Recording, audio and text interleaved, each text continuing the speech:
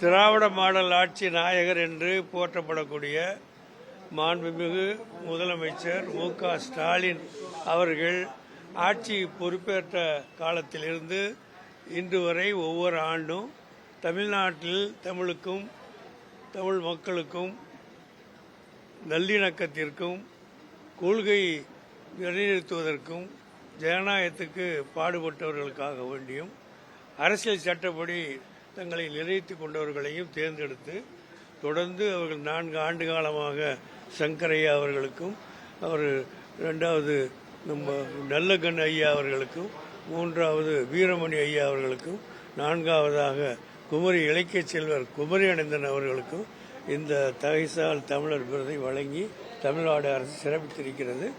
5வது ஆண்டாக இந்த எளியவனை தேர்ந்தெடுத்து எனக்கு இந்த சிறப்பை வழங்கியதற்காக இந்திய முஸ்லீம் லீகின் சார்பில் மட்டுமல்ல முஸ்லீம் சமுதாயத்தின் சார்பிலும் நான் பாராட்டவும் நன்றி சொல்லவும் கடமைப்பட்டிருக்கிறேன்.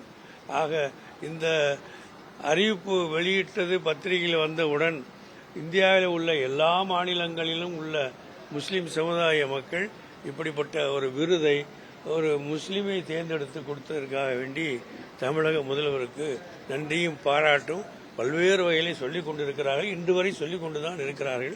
அப்படிப்பட்ட உயர்ந்த ஒரு பெருமையை எனக்கு வழங்கிய முதல்வர்களுக்கு நன்றி சொல்ல கடமைப்பட்டிருக்கிறேன். ஒன்று, தங்க தமிழகத்தில் என்றும் அவர் செய்யக்கூடிய திட்டங்கள், தீட்டக்கூடிய திட்டங்கள், நடைமுறைப்படுத்தக்கூடிய திட்டங்கள் அத்தனையின் மூலமாகவும் அவர் தமிழ் மக்களுடைய இதயங்களிலே தன்னுடைய பெயரை ஏற்றி வைத்திருக்கிறார் என்று நான் சொல்வேன்.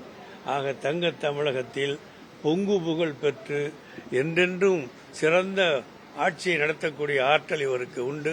இப்படிப்பட்ட நல்லாட்சி, திராவிட மாடல் நல்லாட்சி தமிழகத்திலே இன்று இருக்கிறது, நாளை இருக்கும், வருங்காலத்திலும் இருக்கும் என்ற நம்பிக்கை எனக்கு இருக்கிறது.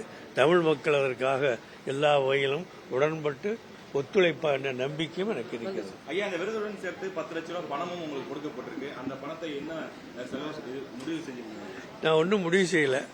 அது முதல்ல, அதாவது நான் முஸ்லீம் லீகின் சார்பாக பல்வேறு நலத்திட்டங்களை நாங்கள் தொடங்கி வழங்கி கொண்டிருக்கிறோம். ஏழை மாணவர்களுக்கு நாங்கள் தொடர்ந்து வழங்கி கொண்டிருக்கிறோம். அது இப்பவே எனக்கு 20 லட்சத்துக்கு மேல்பான ஒரு கோரிக்கை இருக்கிறது. இப்பவே நாங்கள் கேரளாவிலும் சரி தமிழகத்திலும் சரி இந்த எம்பியை வச்சு மற்ற முஸ்லீம் லீகின் சார்பாக ரிலீஃப் ஃபண்டுன்னு வச்சிருக்கோம். அதில் பல லட்சக்கணக்கான ரூபாயை ஏழை எளிய மாணவர்களுடைய வளர்ச்சிக்காக வேண்டிய நாங்கள் தொடர்ந்து பண்ணிருக்கோம். இன்னைக்குனே தெரியல. இப்போ ஒவ்வொரு ஆண்டும் நமது எம்பி மட்டும் 6 லட்சம் ரூபாயை கொடுத்து இது மாதிரி 6 கோடியை கொடுத்துட்டு வர்றாரு என்று தெரியும். ஆக முஸ்லீம் லீகின் சார்பில் இப்படிப்பட்ட திட்டங்களை நாங்கள் தொடர்ந்து செய்து கொண்டிருக்கிறோம். அந்த திட்டத்தில் இணையக்கூடிய வாய்ப்பு இந்த தொகைக்கு இருக்கிறது. ஏழை மாணவர்களுடைய கல்விக்காக பயன்பட வாய்ப்பு. ஆமா, பண்ணிட்டு இருக்கோம். செய்திகளை உடனுக்குடனும் துல்லியமாகவும் தெரிந்து கொள்ள சப்ஸ்கிரைப் பண்ணுங்க.